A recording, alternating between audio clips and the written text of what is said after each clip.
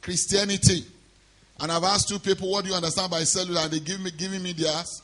And I told them, well, you're correct. Because you know what you are saying, but you are not correct based on what we are saying. You have just done eisegesis. You have just read your own meaning into our own context. Because that's not what we are saying. So cellular Christianity. You know, one of the things we want to do as we come together like this, it's not just that we just want you to get into thought. We also want your mind to be stretched. Christianity and the teachings of Christ also floods the mind of people, challenge your reasoning and your assumptions, and it stretch your mind beyond where it was before you met him, and then you never return to the original position. So we believe in that, and that's why we are sensitive, and we are kind of a bit creative about our topics. Okay, let us pray. Gracious God, we thank you this morning for the gathering of the saints, your people, a people purchased by the blood of your Son and set apart for yourself to conform to him in all things, to live for your purpose, and to glorify you till the end of age. And even in timelessness, living to your glory has just begun. Thank you, Father.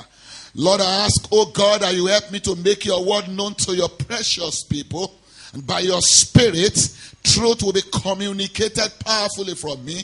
You will help me to make your word known the way I ought to, with right examples and right content and everything coming powerfully under the leadership of your Spirit.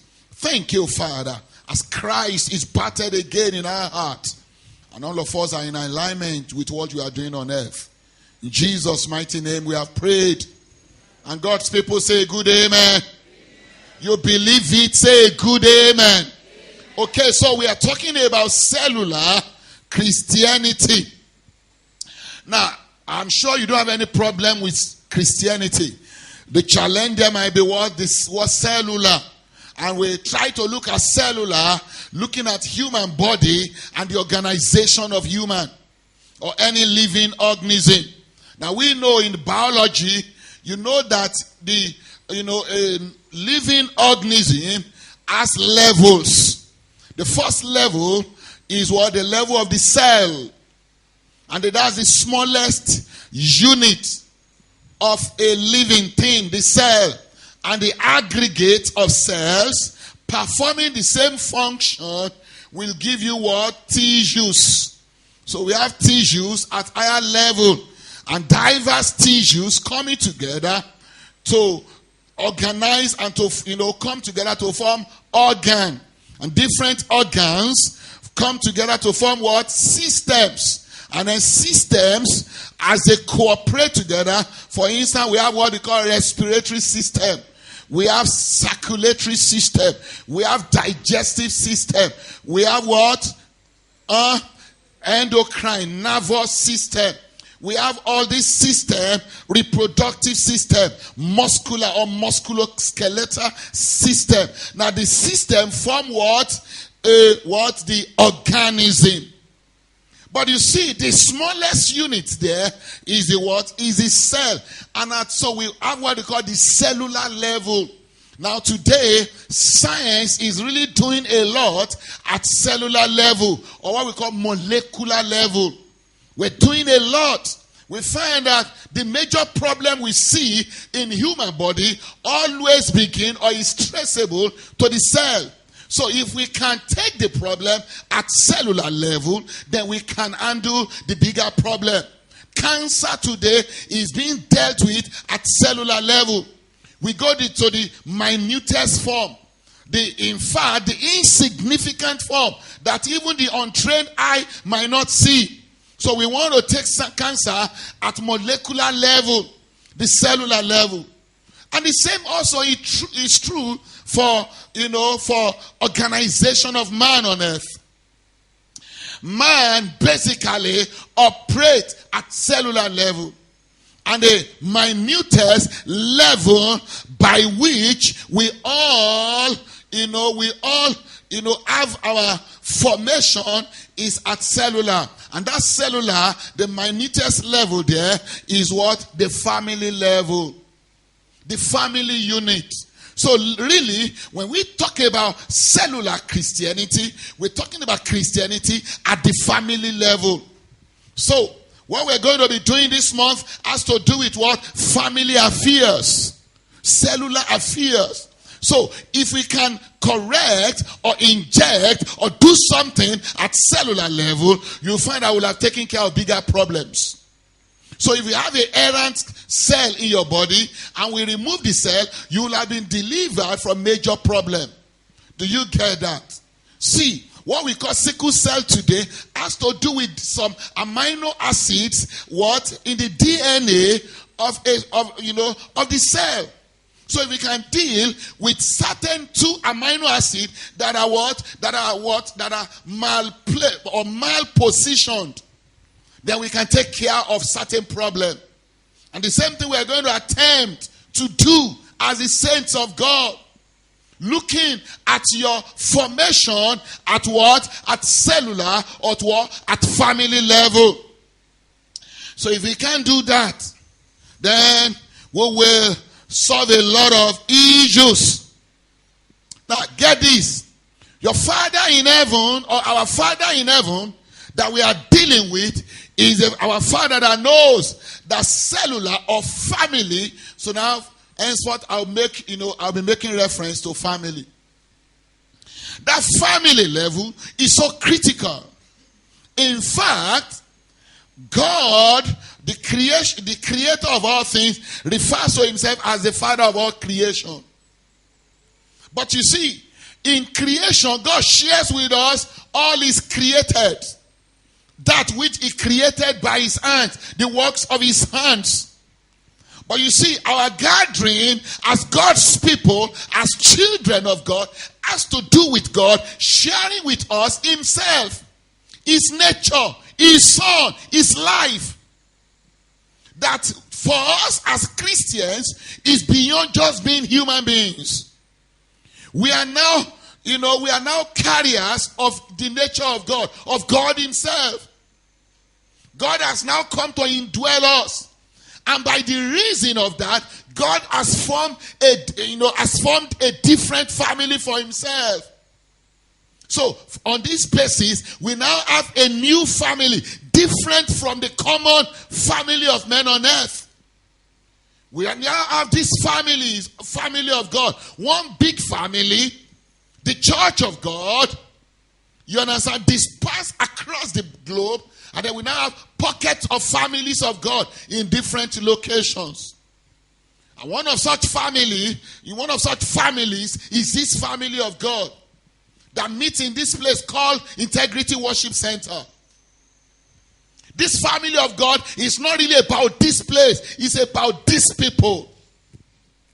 I was telling my son yesterday, when I come to your house is beautiful. Your house, the ambience is breathtaking, powerful. It's a good place you want to come. But hear me. When I come to your house, I've not come to see the beauty of your house. I've come to see the beautiful people in the house. Of what use? The house is beautiful. The house is inviting, but it's inhabited by unfriendly people. So really, it's not about the beauty of the house. It's about the beautiful people in the house. Correct? So it's not about the beauty of this place. It's about our beauty. It's about our fragrance in Christ. It's about the aroma of Christ in us that we bring together. This place was built by our hands. This is not our celebration. Our celebration is not about the blocks or the painting or the arrangement of instruments or our chairs. All those things are good for man. But for us as saints is our collectiveness, our fellowship, our fraternity, our fellowship which is in the Father. Amen to Jesus. So we have this family of God, God's people. Now let's get into the scriptures now to look at God communicating with us certain truth. Ephesians now, And chapter 3, verse 15.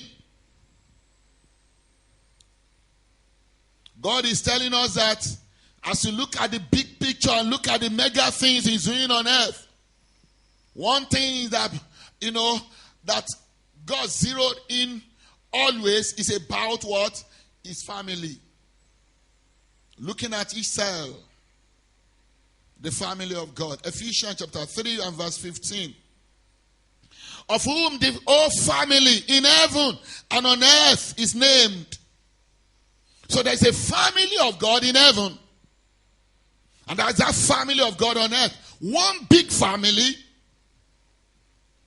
comprised of certain people. Some of them have left this world and they have gone back to meet with our Father in heaven. And some of us are still here.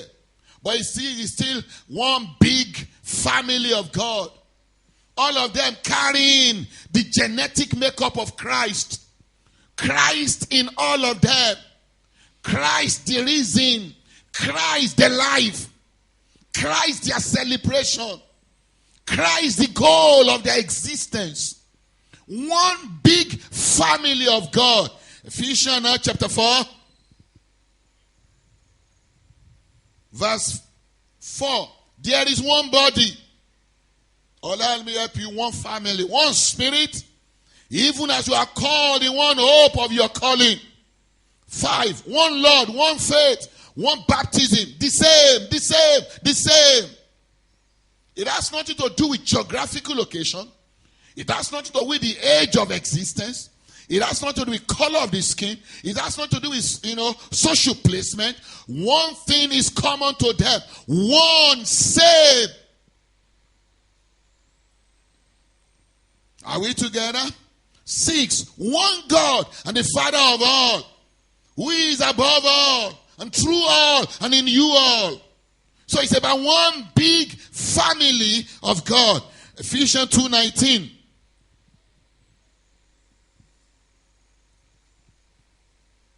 Now therefore you are no more strangers and foreigners, but fellow citizens with the saints, even of the household of God. And of the household of God. So it's about God's household, God's people, God's family on earth. Amen to Jesus. Galatians 6:10. As we therefore have opportunity, let us do good what? Unto all men. What's all men here? All men across the globe.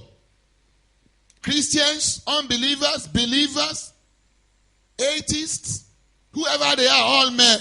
As long as such is a human being, all men. Especially them who are what? Of the household of faith. So as you do good, the Bible is giving you emphasis. Your emphasis should be in the direction of God's own people, the family of God. So what we are looking at here is that, is the fact that there is that thing called the family of God, God's own people.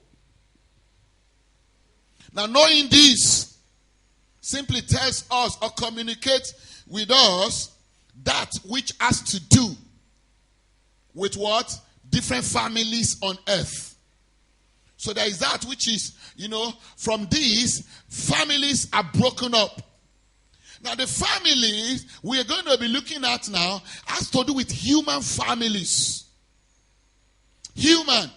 Just like God has his own family, one family. You understand? Broken into different churches. Do you understand? One church broken into local churches or local families of God. There is also that, one family, what? Under the creation of God. But under this, we now have different what? Families dispersed across the globe. Thousands of families in this Shagam. And all families came from one family. Who was the what? What was the original family? The family of Adam and Eve. With their firstborn. And all of us came from one man. The Bible tells us in Acts 17, from one blood, he had made all men. So we have different families. Now, our concern is to learn how we as Christians will function in our different families. For instance, there is what is called Odushote's family, Sholankes family, Ajayi's family, correct? Ajayi family, Imade's family, and the list continues. Do you get that? Now, all these families are actually, there's nothing like Odushote's family being a Christian family. It's just a family on earth. But we want to look at how Odushote's family should function in line with true Christianity. Do you get that? That's what we're looking at. How does Christianity dissolve into our families? And we live from that. Otherwise, having family is not a big deal. You don't have to come to church. So our coming to church is to take our families from the natural point to God's own standpoint. That divinity may have its way with our families and in our families, correct?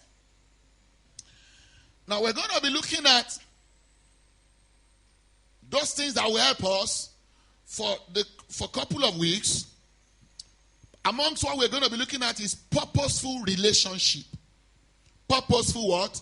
Relationship. Before you can have any family, there first must be what? Relationship. A man and a woman are being attracted to form their own unique family. Do you get that?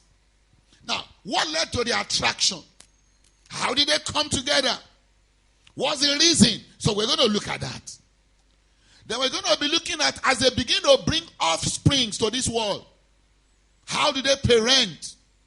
And for those who do not even have children, and they take on children that are not necessarily theirs biologically, because you see, I'm going to be teaching us as Christians that you don't have biological children doesn't mean in the kingdom of God you are barren. Now this is going to set us free. Now I'm going to get it. I don't want to jump. That you do not have biological children as sent doesn't make you barren. In fact, you can have biological children, but you are the true barren.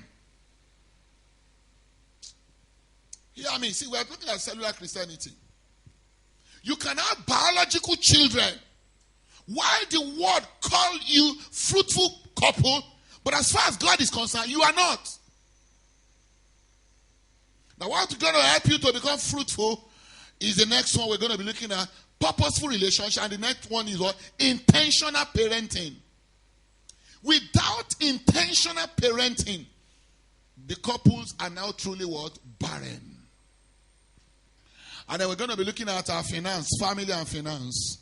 So all this we're going to look at for this month. So watch out for revolution that is about to hit your homes, correct? Revolution about to hit our homes, correct? Somebody should say amen to that. Positive revolution, correct? Revolution is a good thing. We need it. Don't be afraid of it. Government must not be afraid of it. Revolution is the beginning of positive things. When you use revolution in a positive way, correct? I said correct.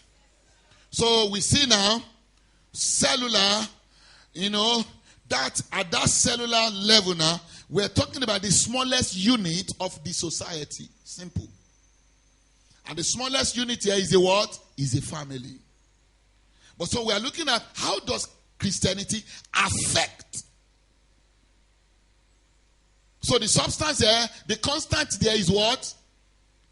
Is Christianity. It's not how family affect Christianity. Lest you make Christianity at the mercy of family. Christianity has come to prey on family. Family must be subservient to Christianity. Do you get that?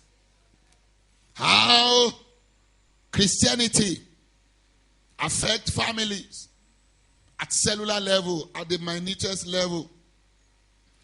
Now we're going to look at it under the first one we're going to be looking at is what? Purposeful what? Relationship. Purposeful what? Relationship. And how can you explain it the way? If we change it, it will mean what? Relationship with what? With purpose. Do you agree with me?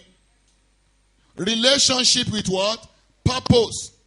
The coming together of a man and a woman, what? With purpose. Now the question I want to ask you is this. Have you seen any relationship that has no purpose? Have you seen none? Have you seen any? I've not seen. All coming together as purpose. So why must we say purposeful relationship? The reason why we said that is this. There is only one purpose that is the true purpose. When your own purpose is not in alignment with the ultimate purpose, then your relationship has no purpose. Even though you have purpose. Can I explain? I said, can I explain again? When two people come together, why? I'm old, I'm of age, I want to marry. Is that not a purpose? That's a purpose. I can marry because, why? I need somebody to be washing my clothes. A companion to wash my clothes and to cook food for me. Now I've worked, I have money now, I need a partner to do the domestic chore for me. Correct? Is that not a purpose? That's a purpose. For sexual satisfaction, that's a purpose. Do you agree with me? Cultural demands. Societal demands. You have age. Kilo tun walaye. O ti lowo. O ti kàwé. O ti ṣe nǹkan tẹ́gbẹ́ ń ṣe. Obìnrin ló kù láyé o. True of us. Jíde obìnrin ló ń jẹ yíyà sí o. So you need a woman. I mean, if you agree with me. So now you have done everything all your mates are doing. You have your house, you have bought cars, you have traveled, you are a degree holder, you have money, you have everything. What does a woman have need that you can't, need that you don't have? In fact, you have her to take care of children now. So go ahead and marry. That's a purpose. Correct?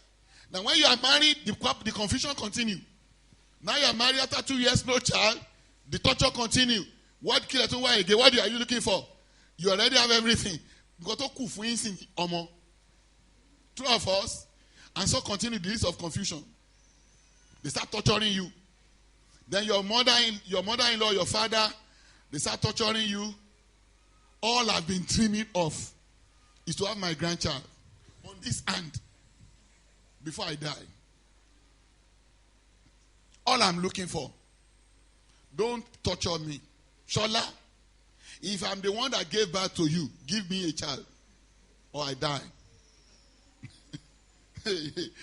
See, we are so confused. So you two now, you enter into that restlessness. You enter into that rat race and cat race. And you spend fortune. And you spend your life and you go from church to church. Now, if your church is not the church where they give birth, or your pastor doesn't have anointing for children, you understand? So you have to move from church to church. And you don't care where you... In fact, in that pursuit, you might even enter into where you should not enter. True of us? Now, sorry to anybody that have any family. See, you should understand what I must teach. You should know that I'm not belittling the fact that we need a child. Or your family need children. But you should know that you teach this. Am I correct? And don't say because it's pastor have children. I want you to be more. No. And if that's what you are saying, I need to lay hand on you. Don't say that. You should understand. Correct? We are concerned and we also want you to have. You understand? And I'm sure your father in heaven have concern. But I'm sure his concern is more than our own concern. In fact, his concern might be different from those concerned. Are we together? I said, are we together? So, you now have that and the list continue. So, really... our purpose might not have nothing to do with ease. And when your own purpose have nothing to do with ease, your purpose is purposeless. Did you get what I've just said? It is when your purpose is in line with ease and is after is that your purpose is purposeful. So we can say this. A lot of us are purposeless being alive. Until God has to help us. Are we together? So, when we talk about purposeful relationship, we're going to look at that relationship at the level of attraction. What is leading to our attraction? On what basis do we have this attraction? Do you get that? We're going to be looking at it at the level of our coming together. I can be attracted, but doesn't mean that I will answer the attraction. I will submit. Now that we are attracted, we eventually come together. Why are we coming together? What is the purpose? Do you get that? Our formation. Now that we have come together, eventually to become husband and wife, we are formed. Why? What is the purpose? We're going to be looking at it. Now that we are formed, what are the family ethos? What are the norms? What are the principles? What are the day-to-day things that shapes, that drive, that informs our actions? Informs how we live and what we live for. That, that gives us our sense of urgency. That gives us our sense of fulfillment.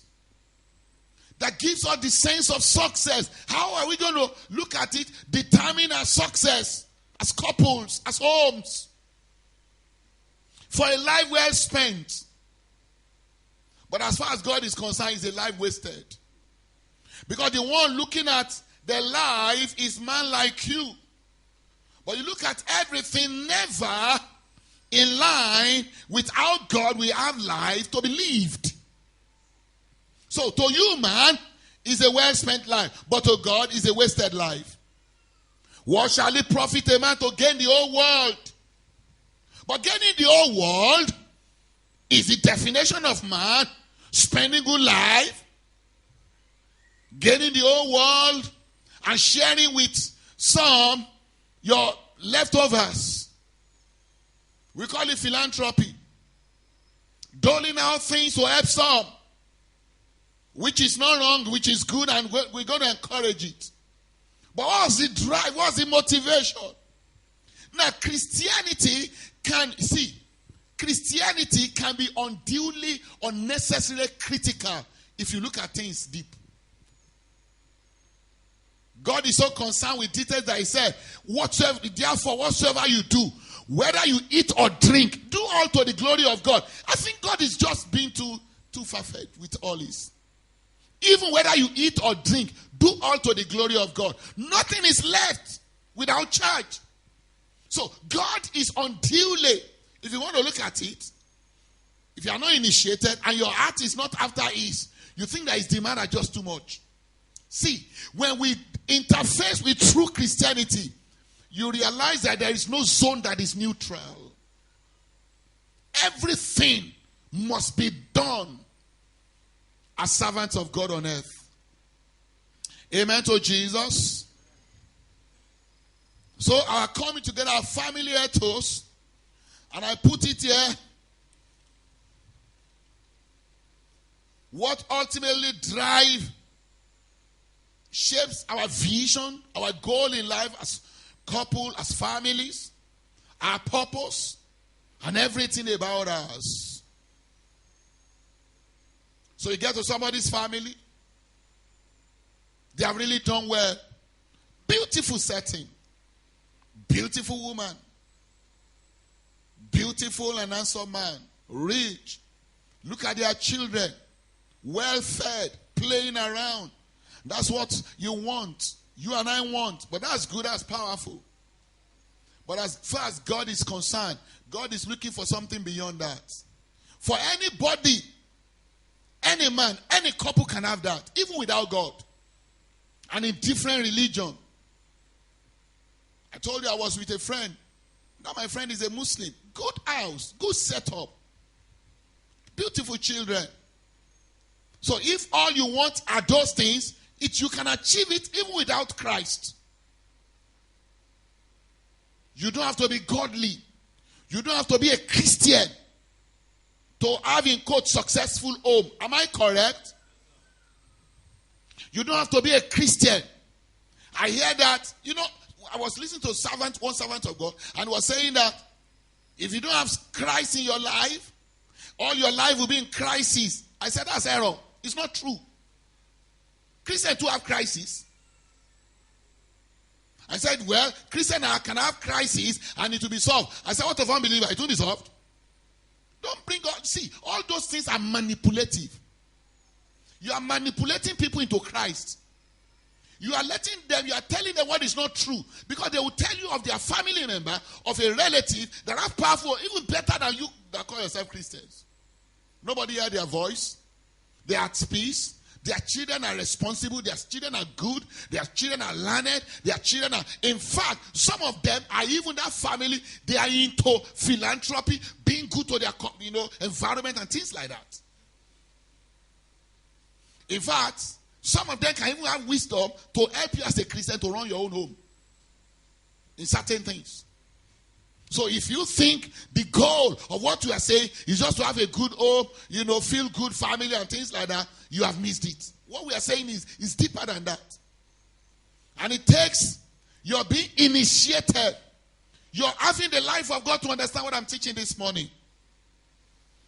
Amen to Jesus. Now, before we can get into this thing, let's first get into God himself. Since we have said that purposeful relationship has nothing to do with your own personal interest, because your personal interest might be your own purpose. But what we are saying is that purposeful relationship has to do with relationship that is in alignment with what? God's own purpose on earth. And so, I have come to key into that which is God. Just like Jesus, our master, said. And Jesus, our example, came to this world to do the will of him who is in heaven. And that's exactly what he will have of us. So our coming together must be after his order, after the example he modeled for us. Correct? I said correct. Now let's get to Ephesians chapter 1.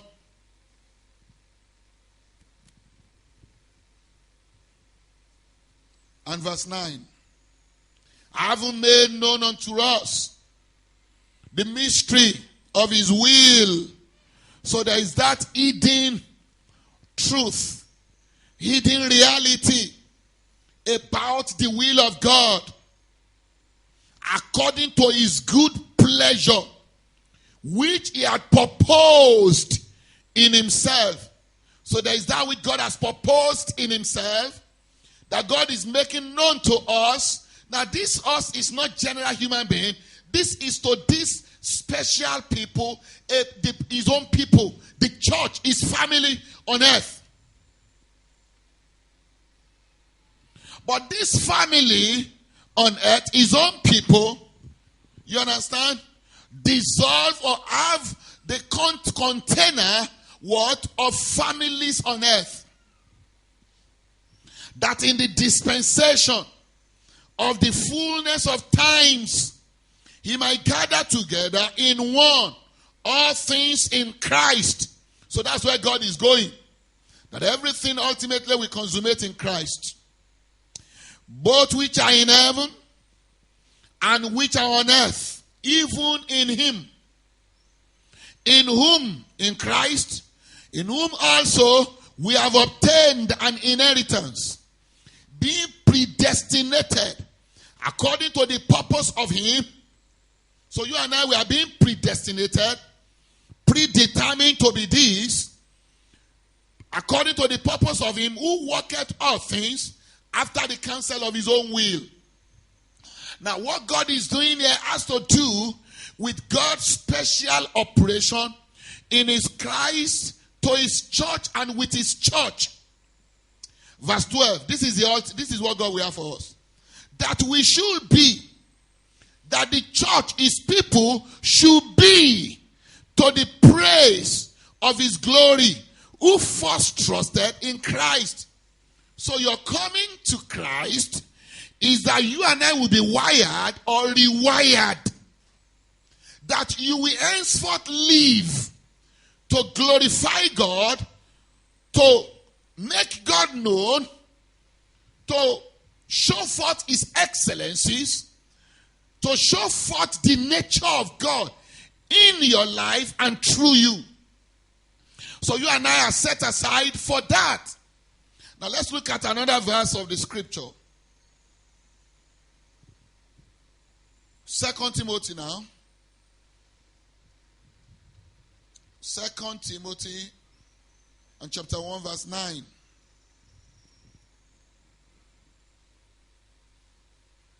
Who has saved us? Who saved us? God. From what? Talk to me now. What did he save us from?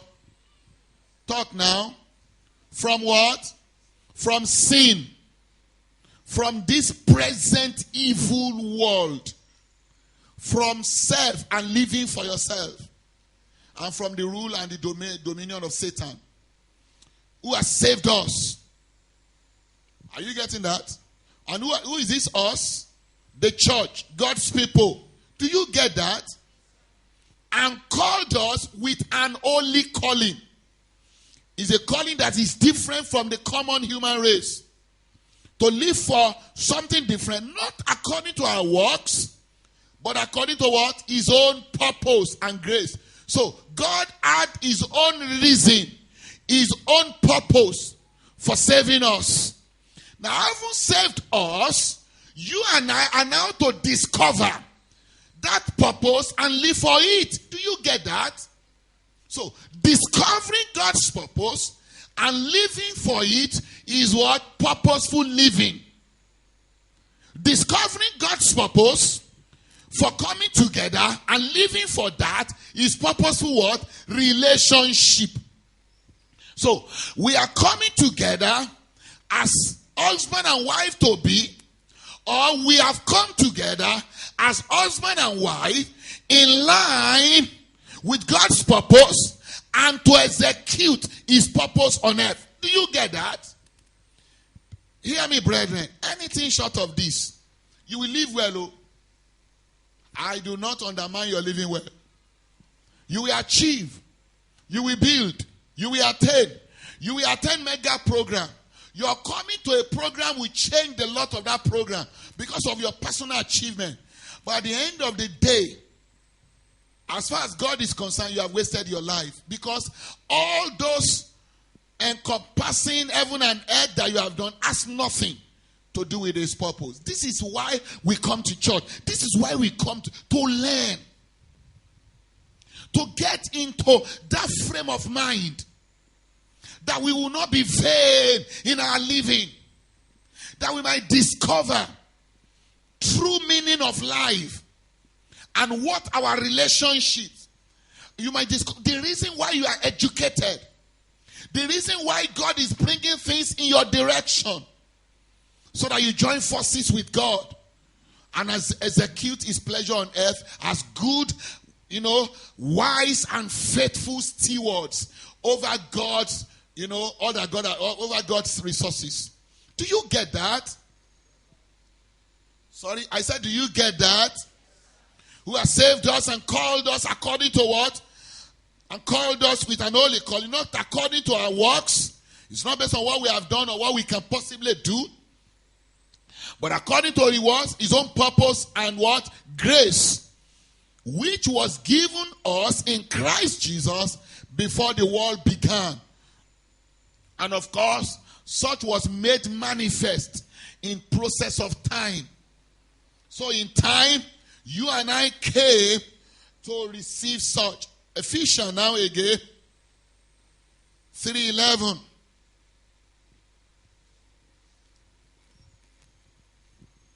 According to the eternal purpose, which he purposed in Christ Jesus our Lord. So all that God is doing in us first, with us, and through us, has to do with his own eternal purpose as against your own finite purpose. Your own purpose that will only end with time. So God has called us and locked us into a purpose that will not end with time. Can you imagine you use all your life to do and achieve that after, by the end of time, it's over. All that Nebuchadnezzar has achieved, Alexander the Great, all the people that have lived before us, it's over, it's gone.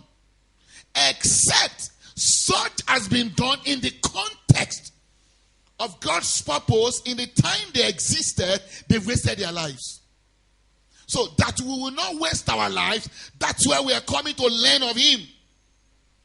That's why our works might become memorable with God. The Bible says the memory of the just is blessed.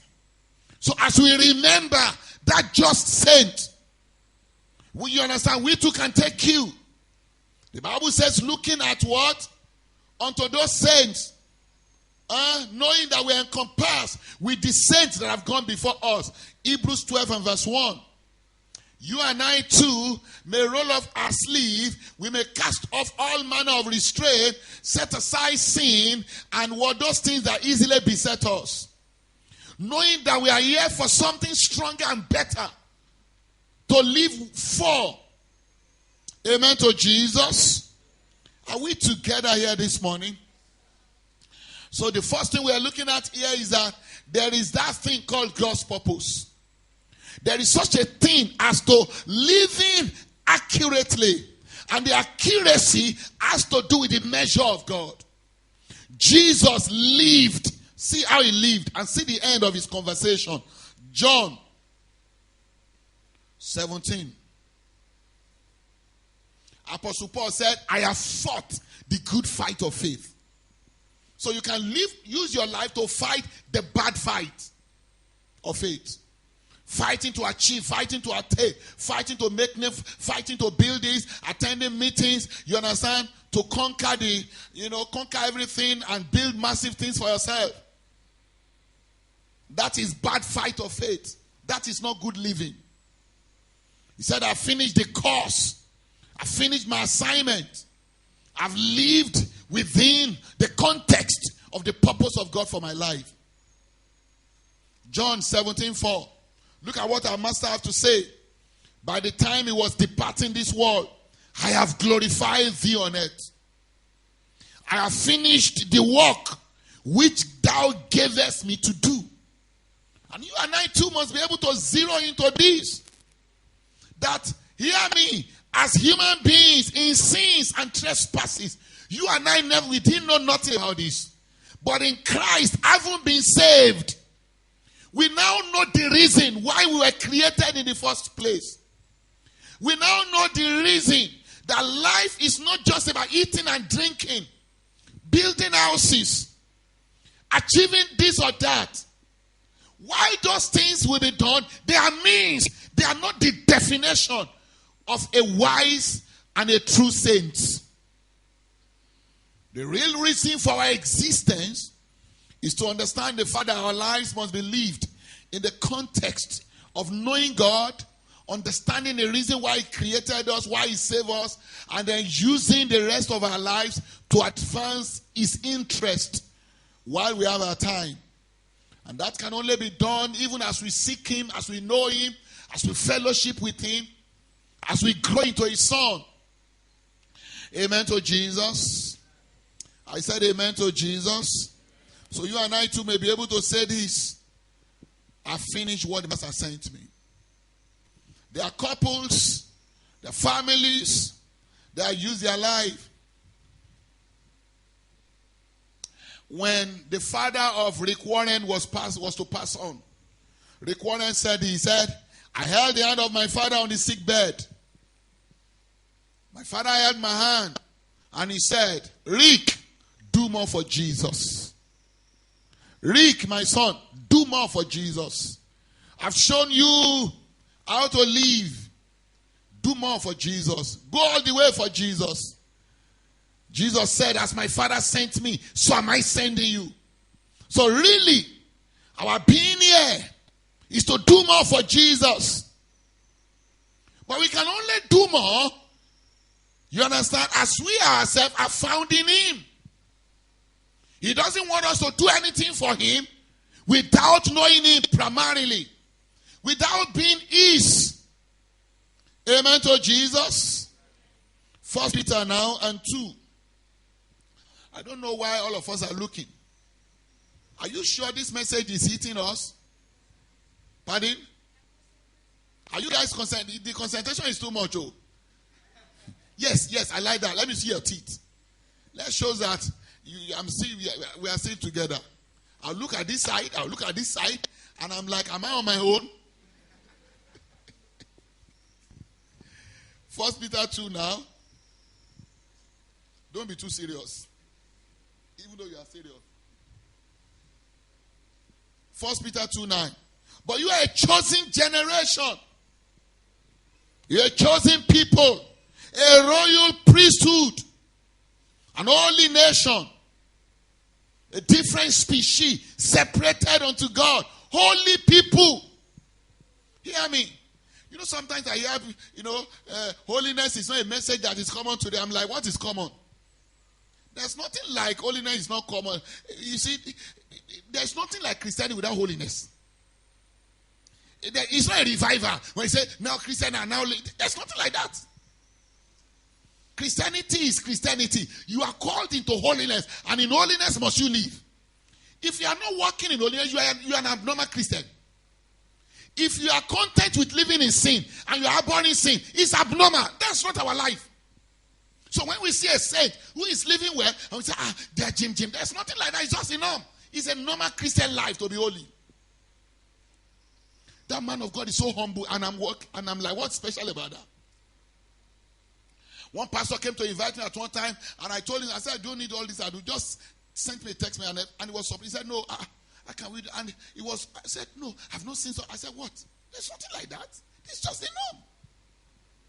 Let's not make abnormal life you have seen as that is Christianity. To be proud is abnormal. To be humble is a norm for us, correct? To be holy is the norm. To be living in sin is abnormal. Do you get that?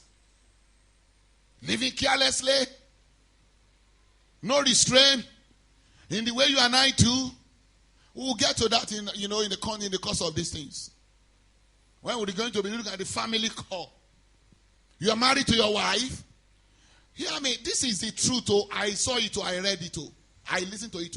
One servant of God said there is nothing wrong with being a polygamist. I will show you somebody you like. I will show you. Even though you don't like him, but I will show you.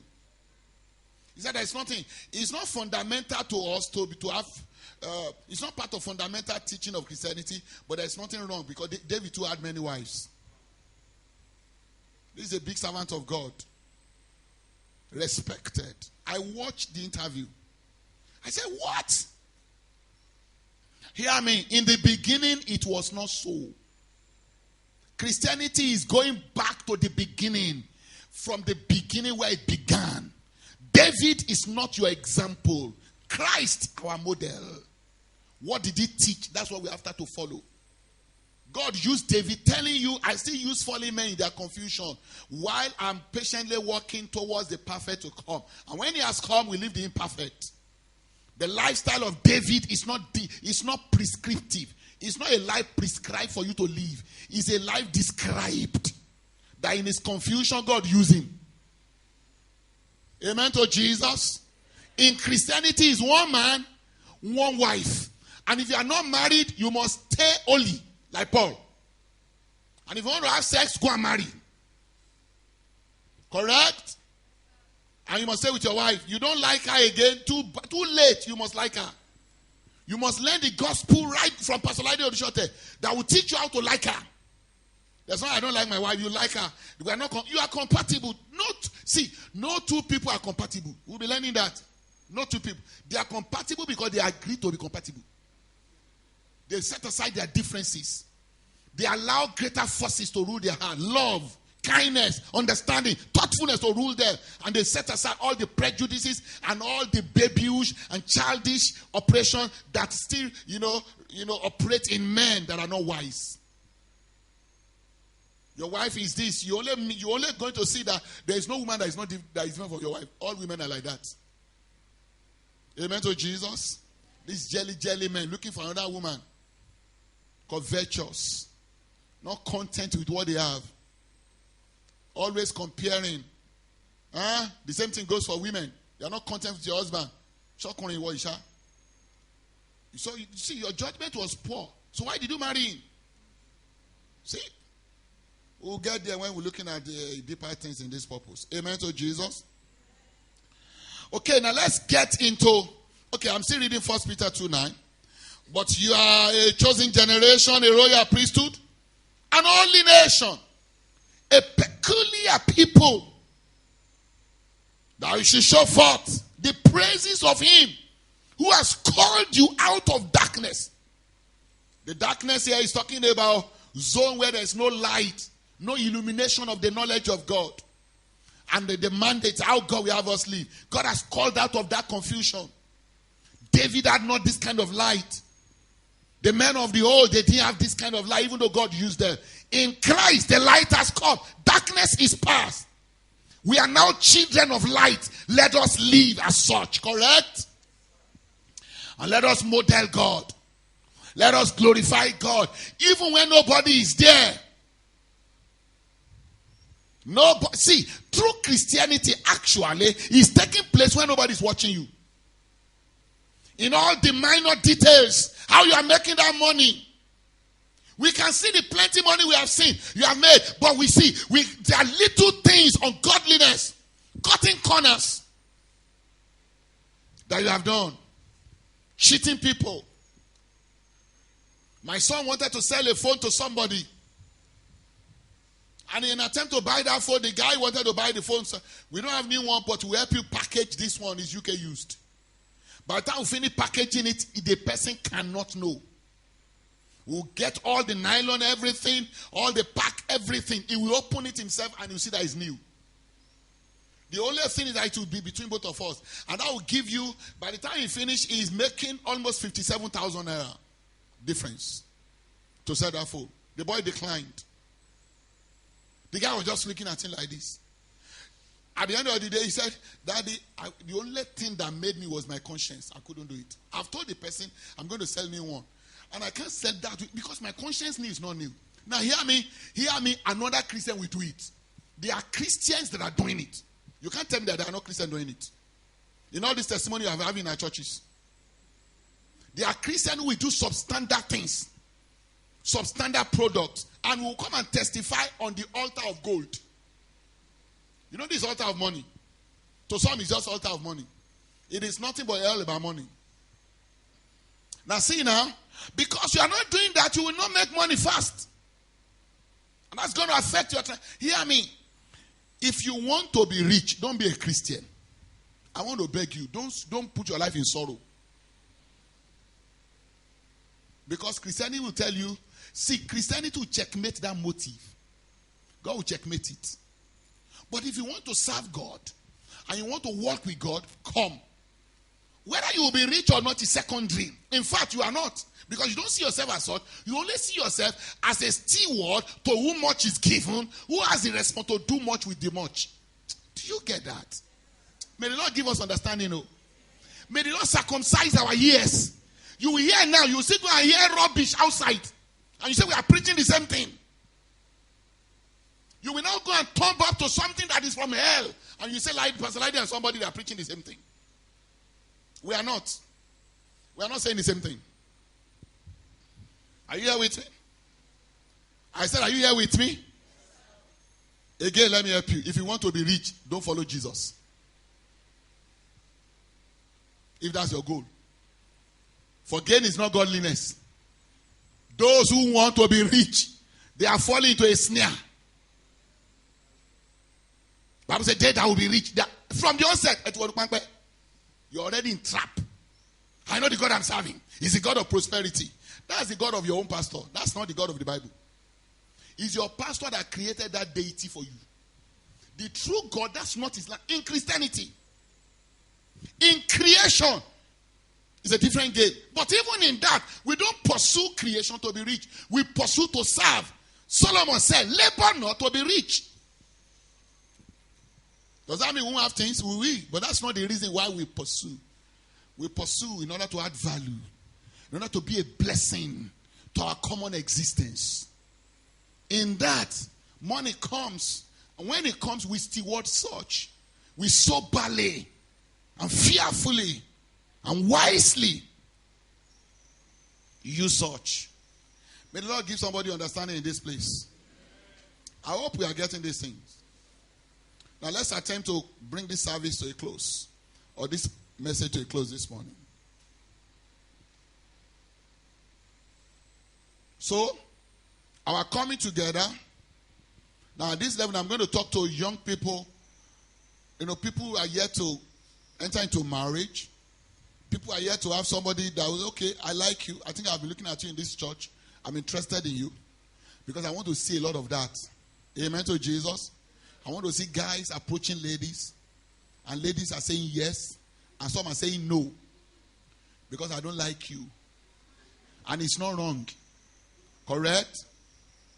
I know somebody, before you even came, God has spoken to me that you are coming. I want to see that. And I want to see sisters not making things difficult for brothers. Say, go and fast first. You want to get me easy like that? No. You already like her. You already know she's coming. Say no. Say yes the following day. Say yes. Don't say you want to go and be praying and fasting. For how long? The day Deborah was brought to who? Isaac. He said yes. The deal was done. Don't make it difficult. It doesn't make you spiritual. I'll be praying about, you are praying about nothing. Just that you think I don't want to be cheap. You are not cheap. That you spend 1 year ruminating over vanity doesn't mean you are cheap. In fact, you are not even serious. Wasting somebody's time. Correct? Just already troubling. The person will go and look at another because it's nothing like one rib, one man. It's not your rib. You will go and for another person. You will lose now. And that person is promising, powerful, correct? Amen. So we see now, our coming together is to fulfill, is to plug into his purpose and to fulfill it, correct? That's what we're going to be doing. So we're going to be using the rest of our lives as far as our coming together is concerned. Hear me. If I don't know this, I am telling you, sometimes it really comes to me as if we wasted our time saying Shagam. Sometimes it really like that to me. Sometimes when I travel out of this place and I want to come back, it's as if I'm going back to that place. In my house, there's no light. In the last 2-3 months, it's been generator, and we can iron clothes and do.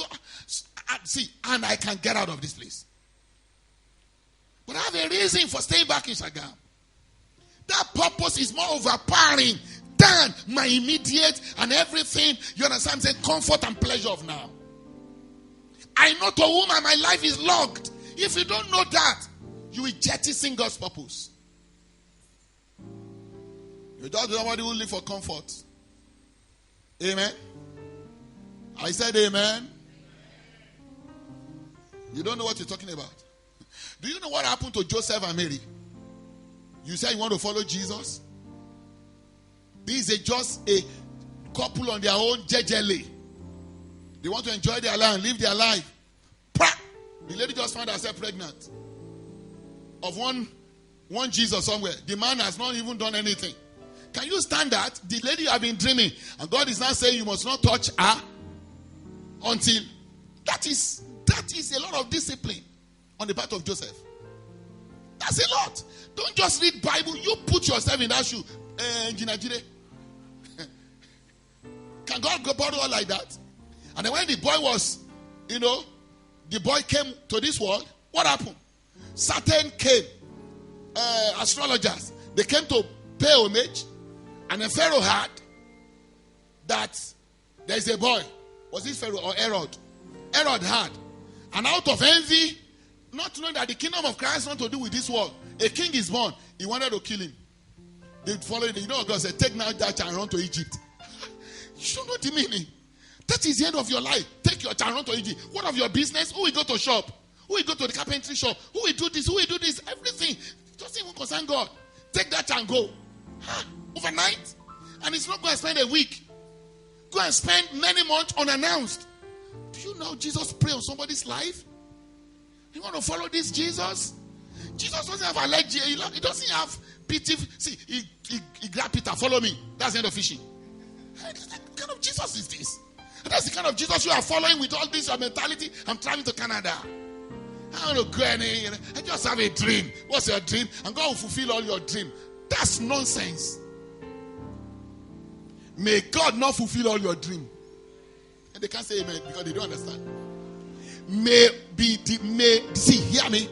May the dream of God only become your dream. And may God fulfill that. See, may God wreck our ambition. May God wreck our personal dreams. And borrow us and impose his dreams on us. That is Christianity. Just dream. Just imagine. You want to build a mega city. You want to build this. That's not the way. Hannah the prophetess. God prayed on her life after her husband departed. I change you now, you're a prophetess. Be interceding till Jesus called. What kind of like that? She can't tell. Only God, whether she's a banker, whether she was a banker, a medical doctor, whoever she was. God ruined her ambition, everything. Go and become a prophetess. And it's not a prophet that is saying no. She's not seeing vision. She's not doing anything. You know, there was this prophetess somebody sent to me. That's the most dangerous prophetess I've ever seen. That woman is dangerous. She was ministering in one church. And how many of us watch it? I don't know her name now. Ministering in one church, and he said, all of you that have problem, come here with your thought. The problem you have now. The greatest thing you want God to do. And they all elite church. Was it in the US? I don't know. The people that came out were over 200. The first person said, I want God to touch me so that I won't wear glasses again. He said, touch my feet. And I want to touch her feet. He said, go. The second person that came said, what do you want God to do? I want God to give me a big ministry so that my ministry, he said, is that what I call you people out for? Nonsense. Go, get out. He said, Pastor, I'm not doing it again. That's how she walked out. And the whole church was watching. That's how she angrily left everybody standing. Prophetess Kubolegbe. See, if you are not, that's what God will give you if you are not looking for God. A generation that doesn't want God, God will give them prophetess what? Kubolegbe. May the Lord deliver us. So, see how God sees Anna. See, Paul was a lawyer of lawyer. Just having his own profession. One afternoon, God met him, turned into an apostle. No dream to marry again, because he can't marry again. That apostolic assignment will say that Paul must not marry. Because the woman will die in sorrow. One jail today, one traveling tomorrow, one beating, one basket. How many women will go allow Paul to go to what to go to? See, that's why God did not give that kind of ministry.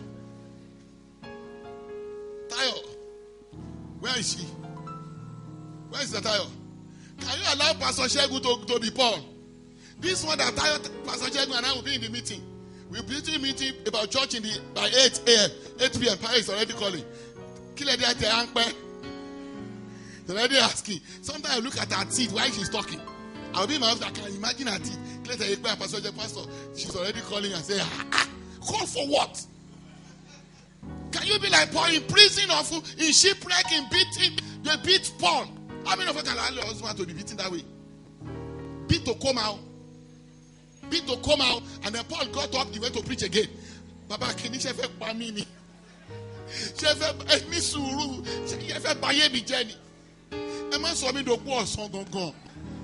of us. Can you imagine Paul marrying? The wife will die of sorrow. So God said, I give you a grace not to marry. But I'm sure if you go and ask Paul naturally, didn't he want to marry? See, the assignment took over his life. Paul became a what? A host. A captive of the assignment. Hear me. Do you know what our coming together is for? Husband and wife? I want to marry a man that will celebrate me. Happy birthday. Happy birthday every day. I want a man that will tell me I love me. That will affirm me. That's why I like my husband. He's always affirming me. I'm not saying don't do all those things, but all those things are caricature. Whether you do those things or not, make sure you do the real thing. Are you here together? Your husband is not doing the real thing. He's celebrating and you're happy. You have taken your husband from God and you're happy. You have taken your husband from God. He's not more pro-God. He doesn't have dream of God. He doesn't sacrifice. And you're happy because he has turned you to egg woman. Elege. You need help. Are you here with me? I said, are you here with me? Oh, Lord, have mercy on us. May you seize us and seize our union and find our union a sacred combination to deposit your eternal purpose. That will orchestrate, that will make known, that will give birth to something that is heavy on earth. So you now know the reason for our coming together. And when we come together, we're going to be using our time, our money, our knowledge, our achievements, our advantage, and our disadvantages will be used to execute his pleasure on earth. Amen to Jesus.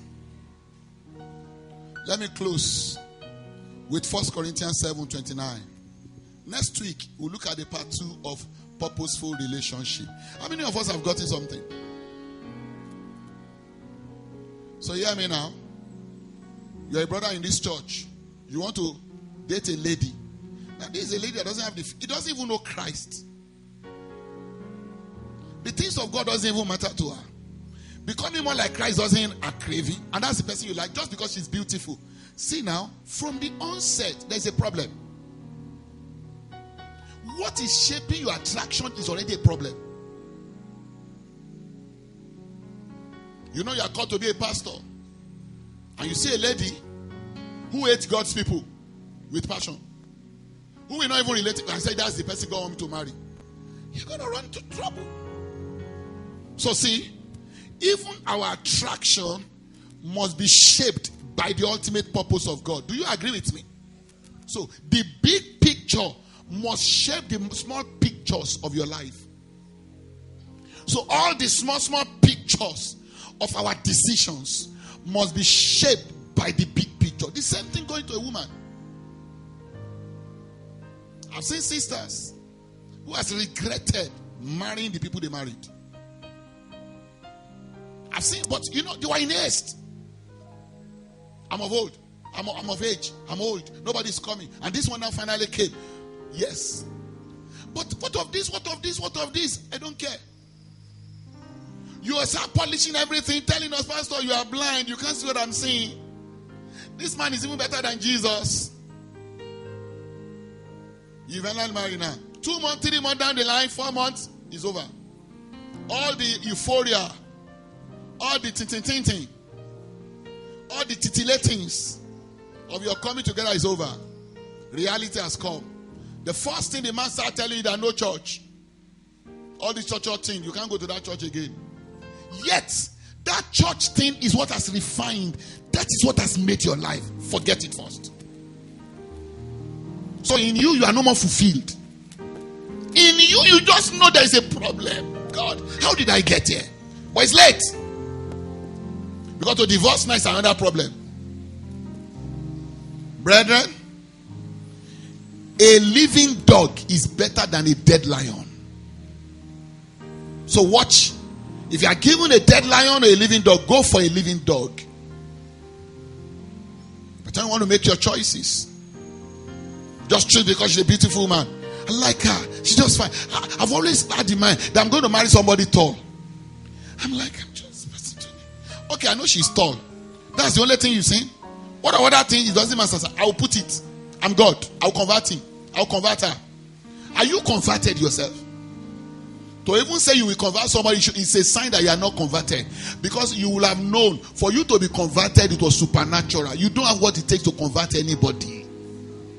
I will invite him to church. Does he make anything? I can tell you potentially you're an Elijah. Potentially, Timothy, go to the Elijah. You understand what I'm saying? Potentially, you won't go to church again. Oh Lord, have what? Mercy. Let's close. So what we are saying is that cellular Christianity is an attempt for us to bring our individual families in alignment with God's purpose. And for those of us who are here to, what is bringing us, we align the Christian values, Christian ethos, Christian life, the doctrine of Christ to shape our attractions. Do you get that? So that ultimately it is the interest of God. Praise God. 1 Corinthians 7, let's close.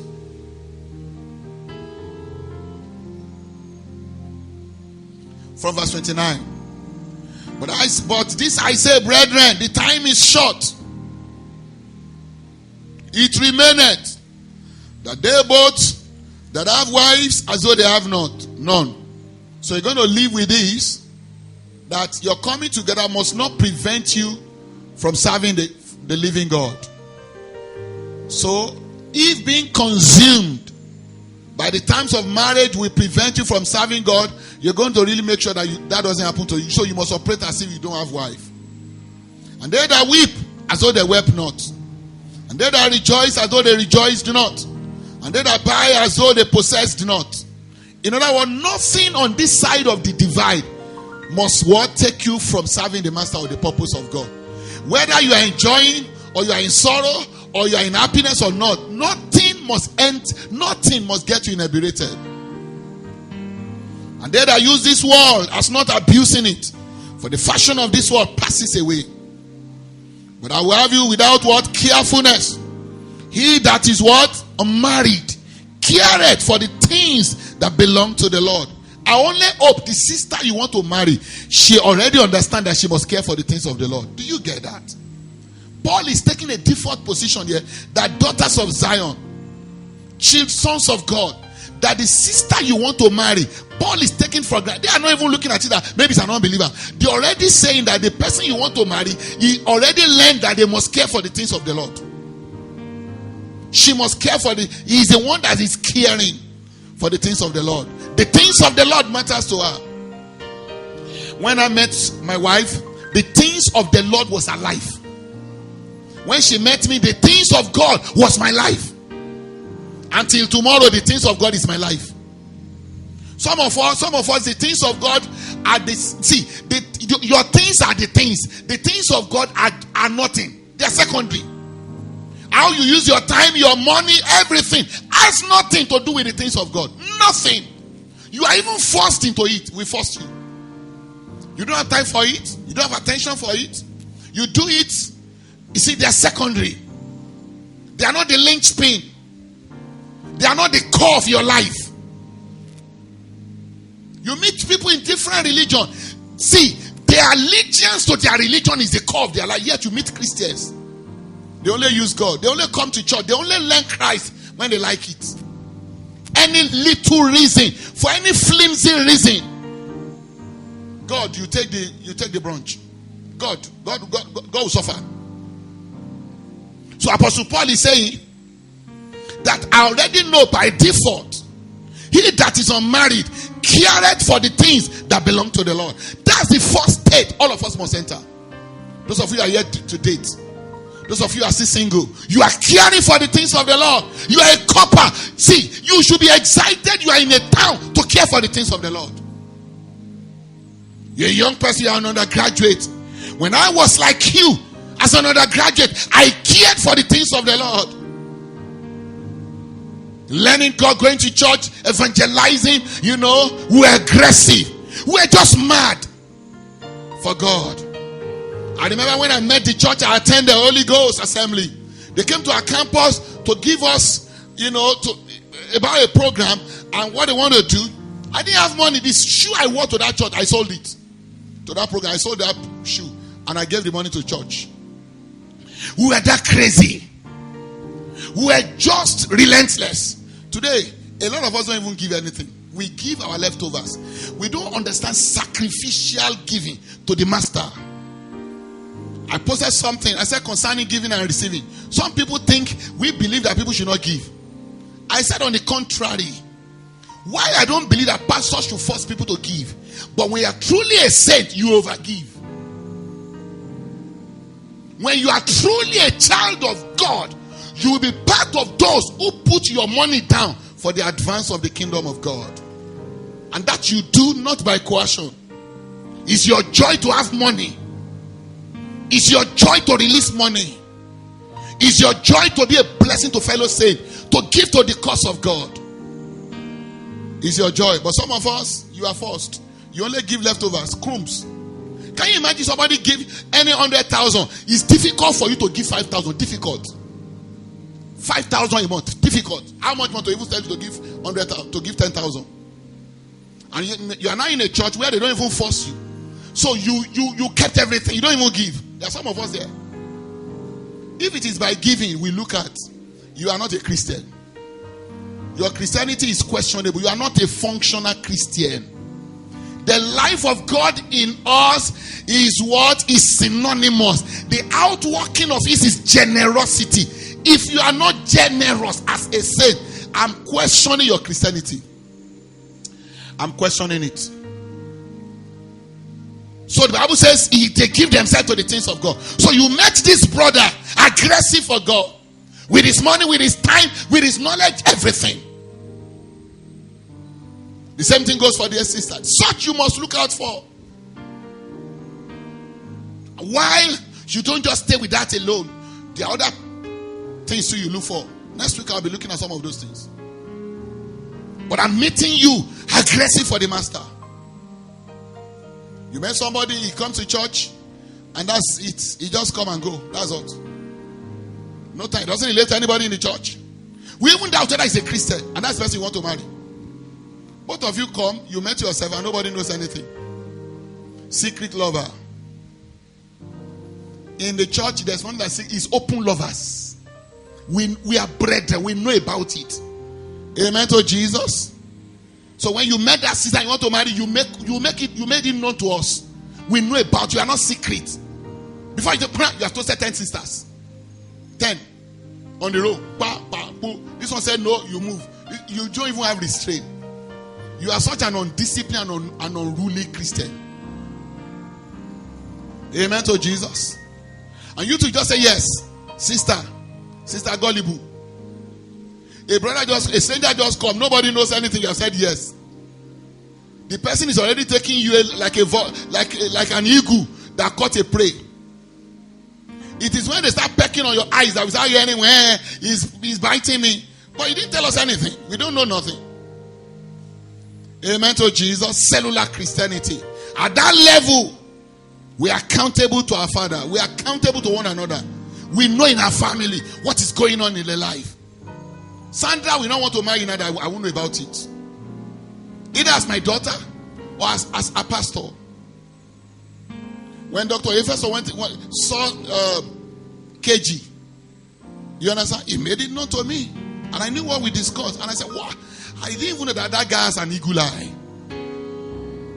I was thinking that he was looking at this direction. I think that he has an overview to look. And he saw. And I found that the look was good. Amen to Jesus. Praise God. Are we together? So he said, I will have you without carefulness. He that is unmarried careth only for the things of the Lord, how he may please the Lord. Hear me. Have you even entered into that? Pleasing the Lord without even being married as a single. The brother, hear me, how can an unbeliever attract you? How, sister, an unbeliever? Are you a Christian? How? How? You belong to this family of God. It's not a good testimony to our Father, to our kingdom. Don't be secrecy with your life. Don't fear anything. We won't marry you. We are married. Let us know about it. We will help you. We will guide you. They guided us too. Bro. Amen to Jesus. But he that is married, careth for the things of this world, how he may please her husband. All those I will unravel next week. Brethren, may the reason of your coming together, may it be for the Lord's purpose. Now hear me, bro. When both of you eventually come, know that you are coming together for God's purpose. Even though there are certain benefits in what? In coming together. What are the benefits? Sexual satisfaction. What are the benefits? Benefit of friendship. Cooking for you, cooking for one another, being there, planning your life together, planning money together, doing all. But even all those must be done in the context of the purpose of God. May the Lord give us understanding. May the Lord help our hearts. May our hearts be tender. There will be hearts that God can perch on. As the dove of the Holy Ghost flies about, may it find our heart to be a good place can perch on. And it can actually instruct us. Sister, there is nothing to fear. Brother, there is nothing to fear. You are in the hand of a good God. His plans for you, they are better. They are not evil. They bring fulfillment that is out of this world. So yielding to God is safe. Yielding to God is the wisest thing. Is the noble thing. You understand that you can do. Let go and let God. Amen to Jesus. And this whole thing begins with a relationship with Him if you have not. The purposeful relationship you have with somebody begins with your purposeful relationship with your Lord. It begins with you receiving Him into your heart if you have not yet done that. If you have not received Jesus into your heart as your Lord and Savior, it begins with that. It begins with Jesus becoming the Lord of your life yourself. And because before you can actually get into other things. That's what took place in our hearts some years back. When we received Him. And we didn't know the extent of what such receiving was. Until years after we began to see that this thing is far reaching. This thing is a marathon. This thing is all the days of our existence on this side. And we realize as we read the Bible, it doesn't even stop here. It continues in all eternity. What a life. And it's a life where God has delivered us from the vanity, from the pursuit of those things that will soon pass away, to be God alone that we pursue. Yet we're going to use all these things.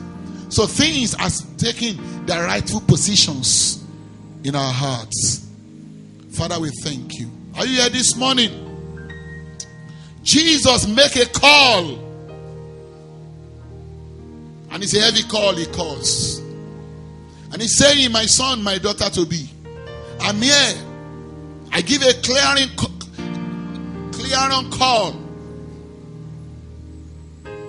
If you hear my voice, harden not your heart. Lord Jesus called this morning. You're there, you are here to receive Him as your Lord and Savior. This problem might be the beginning of a relationship that is purposeful. God is initiating in His Son.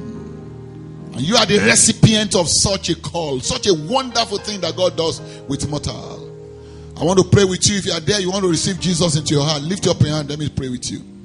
Somebody in the congregation, you're saying, Lord Jesus, come into my heart. I want to receive you for the first time. As my Lord and Savior, I call. Anybody lift up your hand, let me pray with you. Somebody want Jesus for a relationship that is far reaching. Let me pray with you. Anybody? Okay, in the absence of none, then all of us seated, we are making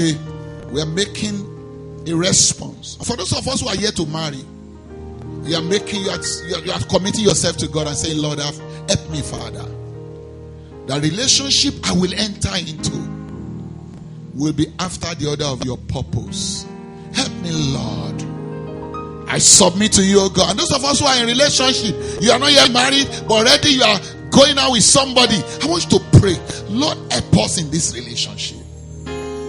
May ours not just be a waste of time. May it be in line with your purpose. And for those of us who are married, husbands and wives, I want us to begin to commit ourselves to God's hand, asking God to help us, that there will be a redefining of our togetherness as husband and wife, as families on earth, that ours will be a true representation of the family of God. Lord, have your way, Lord. As you have spoken, saying, your purpose shall stand, I will do all my pleasure on earth. Lord, may that be the experience of our families. May that be our experience as individuals. Do it, oh God. Find a relationship, a haven for the establishment of your purpose, of your pleasure, oh God. Do it, oh God. Spare us not. Don't leave us alone. Count us worthy, oh God. Oh Lord, help us. Pray for your husband. Pray for your wife. Pray for your children. Oh Lord, have mercy. Help us, oh God. Help us, oh God. The Bible says the eyes of the Lord is upon the whole earth, looking and searching for such men whose hearts are inclined in his direction. As such, he wants to execute his pleasure. Do it, oh God. Don't spare us. Don't spare us. Oh, Makasatan Bregerebosh. Lord, don't spare us, oh God.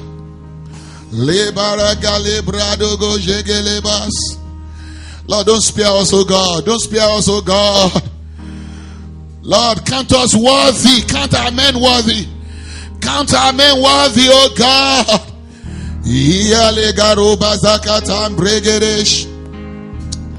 Nekoso pragodo shekelianda rabasokoto bragadash zakatande libakoto bragosh keledo goroba zakata neprogaleam progade bragale gede go shakantalaba. What shall it profit a man to gain the whole world, to have all the knowledge of this world, to attend the best of the universities? You are a PhD holder. You have 4 PhDs.